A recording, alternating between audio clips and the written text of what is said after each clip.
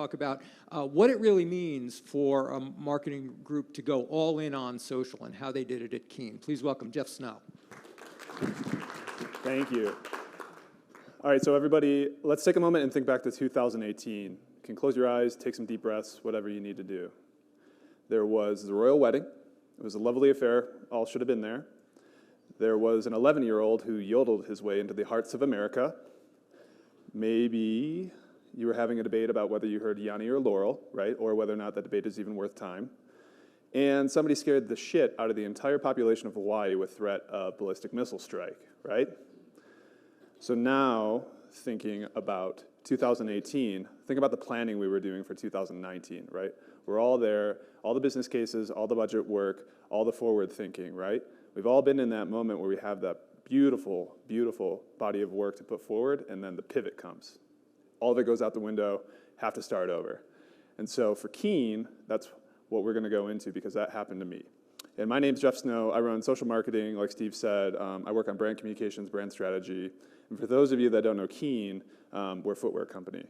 And our boots have been to Advanced Base Camp on Everest all the way to presenting here at Mediapost Summit. Make anything from sandals, boots, lifestyle stuff, kind of cover the gamut. If anybody's interested in shoes, talk to me after, we can hook it up. A few of you do know Keen, and we always hear when you do know us that you love us. But the rub is, nobody knows us. We have 5% awareness, unaided, which is low. Then maybe 9% aided, which is also low. So our goals going into 2019 were to run an OTT campaign, really kind of focusing on connected TV and platforms that could do TV as well as app, to really drive a brand awareness program.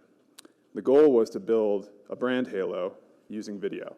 Video being one of the best ways we could deliver a brand message as well as a product message in an engaging platform. So the idea was to connect the system through meaningful touch points across connected TV, social, websites, publishing partnerships, just to build that ecosystem. And as the pivot happened, we had to peel away the OTT component, and we decided to go all in on social, thinking that we could leverage video-based platforms to kind of build that halo still. And by social, I mean Facebook, Instagram stories, Pinterest, and YouTube. And so kind of evaluating the ecosystem that we built for this presentation, I kind of bucketed like some insights based off of consumer, content, and activation. And some of the learnings are actually maybe more operational versus even platform-based. I mean, we all have a ton of experience in this, so maybe some of it will feel a little surface level, but I think the operational side of things is really interesting to bring to the planning conversation because there are unintended consequences from some of these choices that you can bring to your client or bring to the brand, kind of be more prepared to take advantage of the work. So consumer first, we piped in our first-party data and used native platform tools to build audiences. So we looked at behaviors, interests, purchasers, email openers. We built lookalikes off of this information, and we also built suppressions and exclusions, so that we could go prospecting, go after net new people. We could talk to our own audience efficiently, try to build this hierarchy of audiences. Because we work through a funnel system, prospecting, re-engagement, conversion, just like everybody else. What we found when we activated these things is that we had an age gap, kind of like this. We have an older existing consumer, and then over the work, developed a younger, kind of newer consumer. On the older end of the range, it was like 50 plus. On the younger end, we kind of bucketed it 20 to 40. And because of this age gap, we saw really different behaviors, right, which is what you would expect. But we approached kind of the year with this blanket strategy. We'll treat this platform this way, this platform that way. We'll do this here, so forth. But what we ended up having to do is kind of roll tactics back and kind of activate them very differently. So that also opened the conversation to, if we're changing tactics, we need to change kind of content. We need to segment this conversation a little bit more than we anticipated. And with content, especially on social, it's hungry, right? We just kind of heard how much there is, how hard it is to grab attention. So that's something we really needed to keep in mind. We needed to feed the engine as best as we could because it's a noisy place. This is 1% of one campaign that we're running, right? There's just a lot out there. And so at the prospecting level, we're super video heavy, same video content across all audiences. Re-engagement level was more segmented based off of engagement, based off of people who showed affinity to our hiking product or our waterfront product, whatever it may be. And so from here, we started to realize we needed to do things differently because across the board, we were leading with something like this, which isn't the most sexy sandal in the world, right? It's a little different. But for our older audience, this thing crushed. For our younger audience, didn't work at all. So that made us reevaluate kind of how we were going to market because this was a business initiative and it will always be. It's our Newport sandal, sold 30+ million pairs of them, so obviously there's a market for it. It's one of our core business drivers. But what we found was if we led with something like this, with the 20 to 40 age range, we'd have much better engagement, much better conversion, and we could really kind of bring new people into the brand, which was the goal. So we started to flip things around, focus on products that were socially friendly, right, whatever that means, and really kind of pull new people into the audience, then start introducing our core styles after the fact, right? Show them the things that matter to us after we show them the things that matter to them, which kind of leads into the activation side of things. And from here, we started to figure out different ways to kind of use this content to kind of drive the business better. So when we started leading with this type of stuff, we were harvesting more revenue faster out of prospecting level and re-engagement level. We were able to introduce the more brand-centric styles after the fact, kind of keep driving that core business. And we were also able to get really cost-effective. Because for a while, we were seeing much higher costs attracting a younger audience because we have an older perception. And then we were getting conversions out of the older audience at a much higher rate, but still spending a lot of money against it.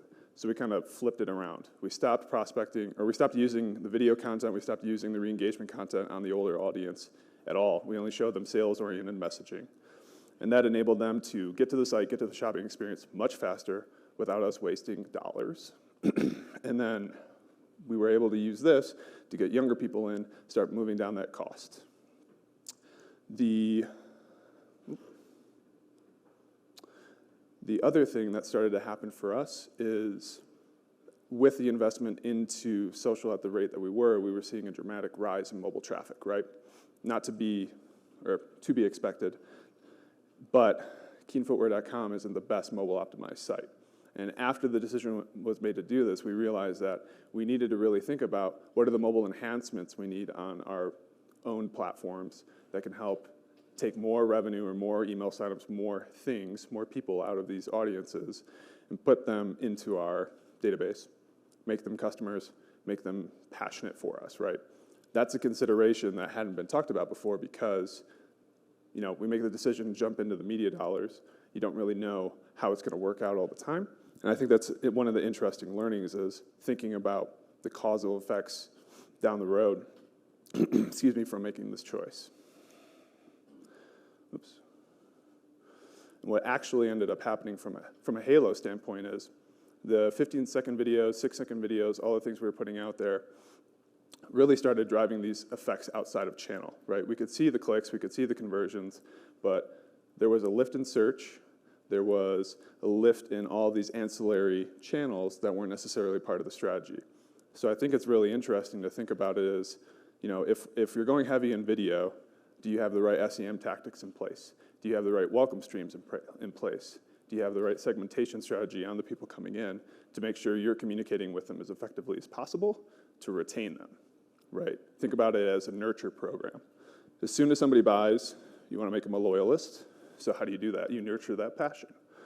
So if you are going all in on a channel, you're kind of missing the broader picture. And I think that's a really interesting learning and something to consider. I think there's also an appetite for a different type of conversation that needs to come with this because we switched our product priorities around, which meant we were serving, you know, millions of impressions against things that weren't necessarily identified as priorities. But we were then serving maybe a lower number of impressions on things that were the priority because those impressions were more valuable, if that makes sense, right? We used the broader net to pull the meaningful people in and gave them the real message.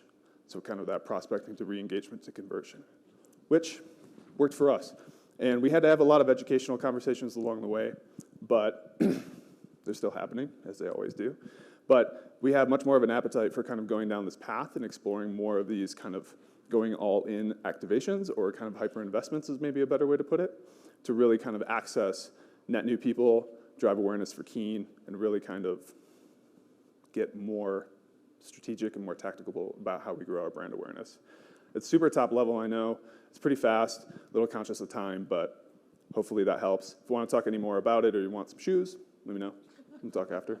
Jeff, thank you. Stay right there. Hold your questions because we're going to bring Hannah and our panel up to broaden this conversation into video fragmentation generally.